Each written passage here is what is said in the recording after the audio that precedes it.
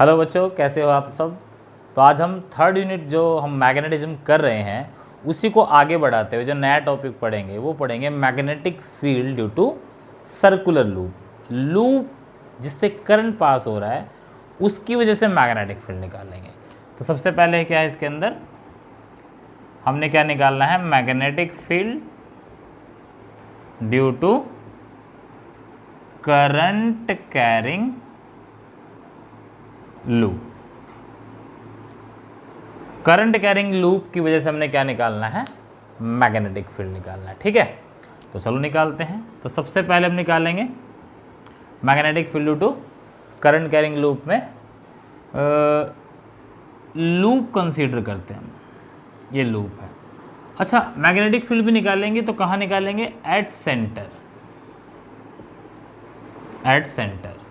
Due to current carrying loop. तो मान लो ये हमारे पास एक लूप है जिससे इस ऐसे करंट फ्लो कर रहा है I, और इसकी रेडियस कितनी है R, ये इसका सेंटर है। ठीक, तो सेंटर हो गया O और इससे ऐसे करंट फ्लो कर रहा है हमारा कितना, I करंट फ्लो कर रहा है। अब देखो हमने पीछे जो किया था वो क्या था, बायो-सैवर्ट लॉ। बायो-सैवर्ट लॉ क्या कहता है कि छोटा सा करंट एलिमेंट जो मैग्नेटिक फील्ड देगा वो क्या होगा, dB equals to mu not upon 4 pi I dl sine theta upon r square, है ना। तो सबसे पहले यहाँ मैग्नेटिक फील्ड निकालना इस करंट की वजह से, पूरे करंट की वजह से। तो एक छोटा सा यहाँ सा लेंथ एलिमेंट ले लो आइडियल, छोटा सा करंट एलिमेंट ले लिया आइडियल। इस करंट एलिमेंट की वजह से यहाँ जो मैग्नेटिक फील्ड होगा वो कितना होगा, तो according to Biot Savart law, magnetic field at O due to small current element I dl is कितना होगा, तो dB is equals to mu not upon 4 pi I dl sine theta upon r square. अब distance कितना है, कैपिटल R, तो यहाँ क्या लिख देंगे, कैपिटल R स्क्वायर। और थीटा कितना बना रहा है ये 90। देखो ध्यान करो, ये साइन थीटा किस किस के बीच का होता था, ये साइन थीटा किस किस के बीच का होता था, DL और R के बीच में। DL क्रॉस R लिखते थे ना, तो DL और R के बीच का एंगल कितना है 90। साइन 90 कितना हो जाएगा 1, तो dB आ जाएगा अपना mu not upon 4 pi IDL upon R square. अब ये जो मैग्नेटिक फील्ड है वो तो सिर्फ इस छोटे से करंट एलिमेंट की वजह से है। अब ऐसे ऐसे करंट एलिमेंट बहुत सारे हैं, DL DL DL DL DL DL DL में पूरी लेंथ कवर हो जाएगी। इनफाइनाइट नंबर ऑफ कंपोनेंट हम इसमें कर सकते हैं।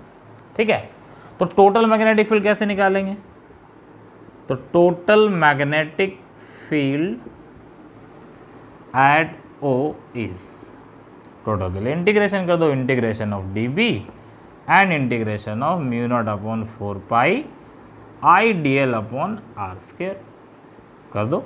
dB का इंटीग्रेशन भी हो जाएगा, यहाँ mu not upon 4 pi constant है, बाहर आ जाएगा। I अपॉन R स्क्वायर भी कॉन्स्टेंट है, बाहर आ जाएगा। इंटीग्रेशन किसका होगा, सिर्फ DL का होगा। तो B कितना आएगा, mu not upon 4 pi I upon R square. DL का इंटीग्रेशन पूरे लूप पे, तो DL DL DL DL में क्या बनेगा, L, यानी कि लेंथ ऑफ द लूप। अब लूप की लेंथ क्या होती है, सर्कमफ्रेंस। सर्कमफ्रेंस का फार्मूला 2 पाई R, पाई ने पाई को मार दिया, 2 ने 2 पे काट दिया, R ने R को मार दिया। तो B कितना बचा, म्यू नॉट I, और बस ऊपर तो यही बचा 2R। This is the formula for magnetic field eight centre of the current carrying loop. और अगर मैं कहूँ कि इस लूप के अंदर बहुत सारे टर्न्स आ गए, तो यहाँ जो I है इसमें n और मल्टीप्लाई हो जाएगा, n नंबर ऑफ टर्न्स, तो mu not NI by 2R। ये क्या आ जाएगा हमारे पास, मैग्नेटिक फील्ड का फॉर्मूला आ जाएगा at centre of a current carrying loop. ठीक है, चलो बहुत बढ़िया बात है, B तो आ गया। अब मैग्नेटिक फील्ड आ गया तो उसकी डायरेक्शन भी आएगी। जैसे स्ट्रेट कंडक्टर में हम राइट हैंड थंब रूल लगाते थे ना, थंब करंट की तरफ, और उंगलियां क्या बताती थी, मैग्नेटिक फील्ड। ऐसे यहाँ डायरेक्शन क्या बताएगा, तो direction of magnetic field is given by right hand rule. Rule वही है, बस नाम बदल दिया, राइट हैंड रूल बोल दिया। करेंगे क्या? अब देखो पिछले केस में क्या था, स्ट्रेट कंडक्टर था, इससे करंट ऐसे ऊपर जा रहा है, तो हम कहते थे अंगूठा करंट की तरफ कर दो और इस कंडक्टर को ऐसे पकड़ लो, तो उंगलियां जहां घूमेंगी वो आपके मैग्नेटिक फील्ड की डायरेक्शन होती है। यहाँ उसका उल्टा है, लूप के अंदर जिधर करंट घूम रहा है उधर उंगली घुमाओ, ये उंगलियां सारी, तो अंगूठा बताएगा मैग्नेटिक फील्ड की डायरेक्शन। देखो कैसे, ये कैसे घूम रही है क्लॉकवाइज, तो ऐसे घूमेगा नहीं है, हाथ ऐसे घूमेगा। अब अंगूठा कहाँ जा रहा है? अंदर, तो मैग्नेटिक फील्ड यहाँ क्या हो जाएगी? इनवर्ड, यानी कि इस तरह से अंदर की तरफ है। और एंटी क्लॉकवाइज होता तो आउटवर्ड हो जाता। तो राइट हैंड रूल से हम मैग्नेटिक फील्ड की क्या बता देंगे? डायरेक्शन बता देंगे। ठीक है, तो सेंटर पे इतना होता है, इसको याद रखना। इस पे करते हैं हम numerical.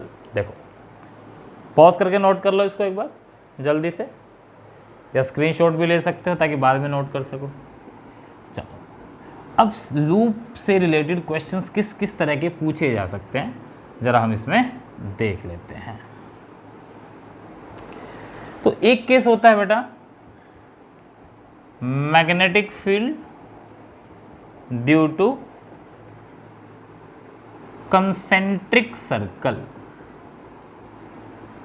Concentric circle, concentric circle का मतलब क्या है कि ऐसे सर्कल जिनका सेंटर एक हो। अब जैसे मान लो ये है, देखो एक लूप ये ले लिया हमने, सर्कल की जगह सर्कुलर लूप कर लो, और एक ये हो गया।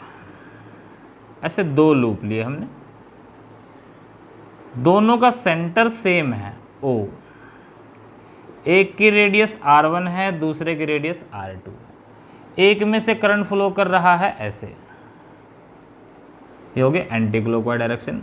करंट की वैल्यू मान लो सेम दे दी, I दे दी। दूसरे से भी इसी डायरेक्शन में करंट फ्लो कर रहा है, उसकी वैल्यू भी I है। एक केस ये हो सकता है। दूसरा केस देखो, ये लूप है, ठीक है, ये वही डायरेक्शन दे दी एंटी क्लॉकवाइज। एक लूप और लिया, बट अब इसमें डायरेक्शन क्लॉकवाइज दे दी। सेंटर सेम है O, बड़े वाले की रेडियस R2, छोटे वाले की रेडियस R1। दोनों का डिफरेंस समझ में आया? इसमें दोनों में सेम डायरेक्शन में करंट है, इसमें एक में बदल दिया, एक में बदल दिया। ठीक है, अब दोनों में चाहे एंटी क्लॉकवाइज हो, दोनों में चाहे क्लॉकवाइज हो, एक ही डायरेक्शन होगा तो आंसर वैसा ही आएगा। बट एक में क्लॉकवाइज और दूसरे में एंटी क्लॉकवाइज तो केस बदल जाता है। चलो ठीक है, अब देखो B का फॉर्मूला हमने पढ़ लिया है, mu naught I upon 2R। अगर n नंबर ऑफ टर्न देगा तो भी निकाल लेंगे। यहाँ से देख सकते हो तुम कि जो R है ना, मैग्नेटिक फील्ड रेडियस के इनवर्सली है, यानी कि रेडियस कम होगी तो मैग्नेटिक फील्ड ज़्यादा होगा। यानी ऐसा सर्कुलर लूप जिसकी रेडियस कम है उसका फील्ड हमेशा ज़्यादा आएगा।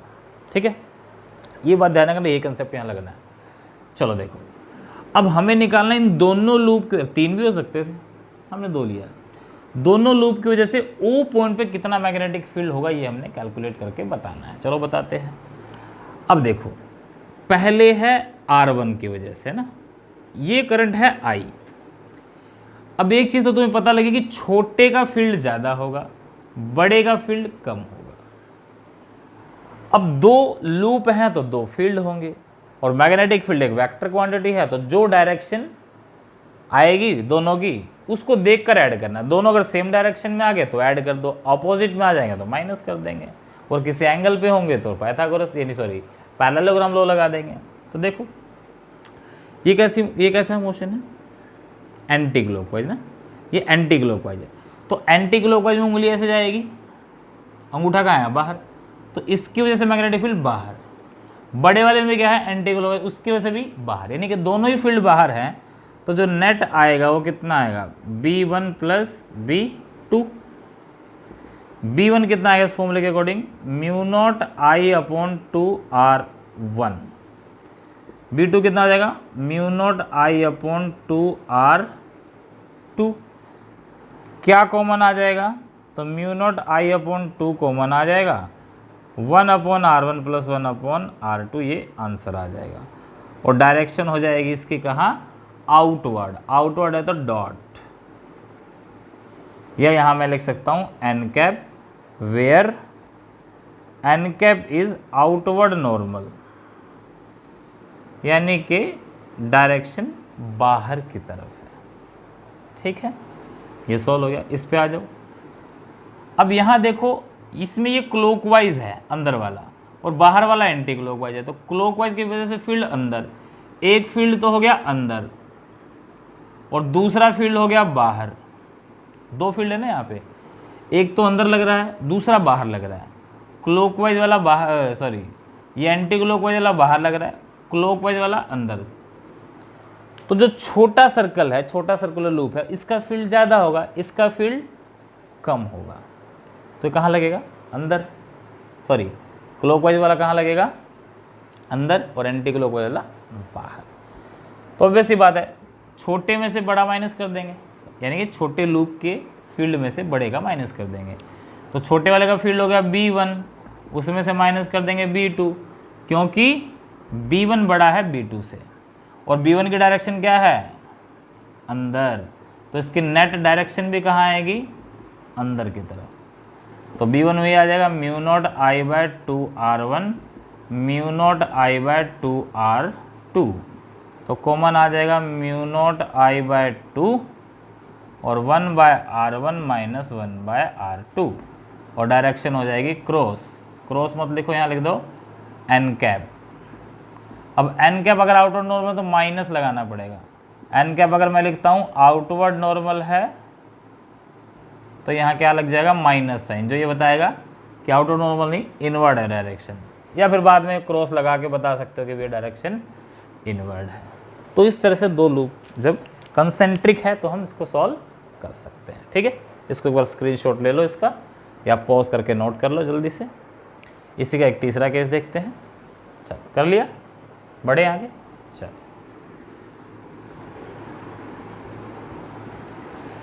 तो इसी में ये तो हमारा हो गया कि एक ही सेंटर था और एक दूसरे के अंदर समाये हुए थे। अब मान लो कोई एंगल आ जाए, यानी कि ऐसा हो जाए, एक तो ऐसे हो जाए और एक हो जाए ऐसे। अब डायरेक्शन चाहे कैसी भी हो, इसमें कोई फर्क नहीं पड़ेगा उससे। मान लो I करंट यहां से जा रहा है एंटी क्लॉकवाइज, लो जी यहां से भी एंटी क्लॉकवाइज, और दोनों का सेंटर सेम है O, दोनों का सेंटर सेम है, ये I। अब इसकी रेडियस, ये जो वर्टिकल सर्कल दिख रहा है आपको, इसकी रेडियस है मान लो R1 और इसकी रेडियस है R2। बराबर भी ले सकता हूँ, अलग अलग भी ले, अभी मैंने अलग अलग लिया, R1 दूसरा R2। तो सेंटर पे फील्ड कितना होगा ये निकालना है। इसको समझने के लिए मैं तुम्हें अलग से समझाता हूँ। देखो, ये बड़ा सर्कल है, ये वर्टिकल वाला, तो ये I करंट फ्लो कर रहा है, ये O हो गया, ये रेडियस R हो गई।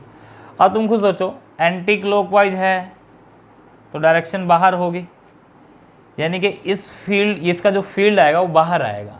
अब इसको थोड़ा सा इमेजिन करो, ये ऐसे हो, अभी तुम्हें ये ऐसे नजर आ रहा है, तो समझ करो ऐसे हो, तो इसका आउटवर्ड कहाँ होगा, बाहर, उस तरफ, यानी कि जो इसका फील्ड आएगा आउटवर्ड वो इधर आएगा। सामने से देखोगे तो इधर आएगा और साइड से देखोगे तो इधर आएगा। देखो ऐसे है ये एंटी क्लॉकवाइज इधर, ठीक, तो इधर जाएगा, तो इसका फील्ड तो इधर हो गया। हॉरिजॉन्टल पे आ जाओ, ये वाला है ऐसे करंट, ठीक है।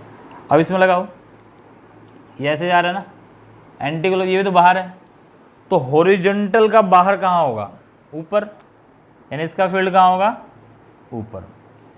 यानी कि वर्टिकल वाले का फील्ड तो हो गया ये B1 और हॉरिजॉन्टल वाले का हो गया ये B2। समझ में आई बात?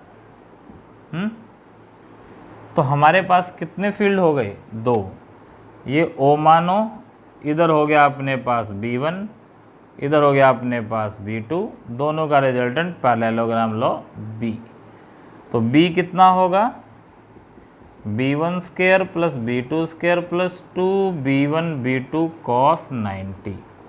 cos 90 जीरो होता है, ये ख़त्म हो जाएगा। b कितना आएगा b1।